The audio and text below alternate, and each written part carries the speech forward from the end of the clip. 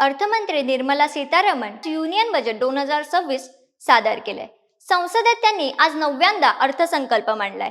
गेल्या 12 वर्षांपासून देश सातत्याने प्रगतीपथावर असून विकसित भारताच्या दिशेने आमची वाटचाल सुरू आहे, असं त्या अर्थसंकल्प मांडताना म्हणाल्या। तब्बल 1.5 तास निर्मला सीतारामन यांनी देशाचे अर्थसंकल्प मांडला आहे। यात त्यांनी अनेक महत्त्वाच्या घोषणा केल्यात।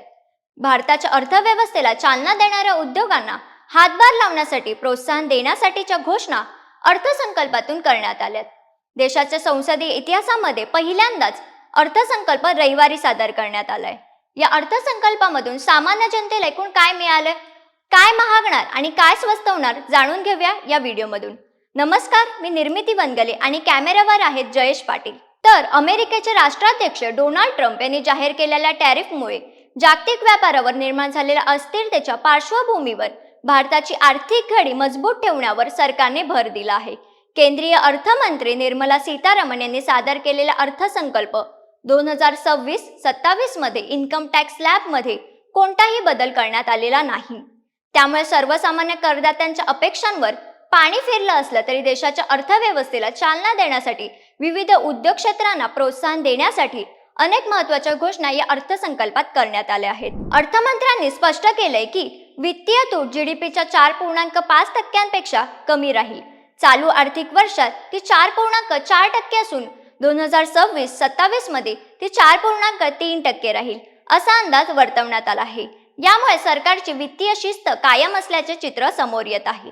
निर्मला सीतारामन यांनी केंद्रीय अर्थसंकल्पात परकीय चलन व्यवस्थापक मंडळाचा सर्वांगीण आढावा घेण्याचा प्रस्ताव मांडला आहे, ज्यायोगे भारताच्या बदलत्या आर्थिक प्राधान्याशी सुसंगत, अधिक आधुनिक आणि वापरकर्त्या सुलभ चौकट तयार करता येईल। तर या अर्थसंकल्पामध्ये अर्थमंत्री निर्मला सीतारामन यांनी सांगितल्याप्रमाणे कॅन्सरसाठीच्या 17 औषधांवरचे आयात शुल्क कमी करण्यात आले। 7 गंभीर आणि दुर्मिळ आजारांवरील औषधांवरील आयात शुल्क घटवले। तसेच या अर्थसंकल्पामुळे क्रीडा साहित्य, मोबाईल फोन, ईव्ही बॅटरी, सौर पॅनल आणि अपघात विमाही स्वस्त होणार आहे। यांसह LCD, LED, भारतात बनवलेले कपडे, ईव्ही वाहने, मोटारसायकल, फ्रोझन मासे स्वस्त होणार आहेत। EV lithium battery, lithium ion battery या अर्थसंकल्पामुळे स्वस्त होणार आहेत। तसेच सर्वात महत्त्वाचे म्हणजे परदेशी खर्च आणि काही आवश्यक वस्तूंवरही सवलत या अर्थसंकल्पात मांडला गेला आहे। परदेशातले प्रवास पॅकेजही आता पूर्वीपेक्षा स्वस्त होणार आहेत, कारण परदेशी टूर पॅकेजवरील TCS 5 ते 20% फक्त 2% करण्यात आला आहे। परदेशी शिक्षण घेणाऱ्यांनाही या अर्थसंकल्पामध्ये हा फायदा होणार आहे।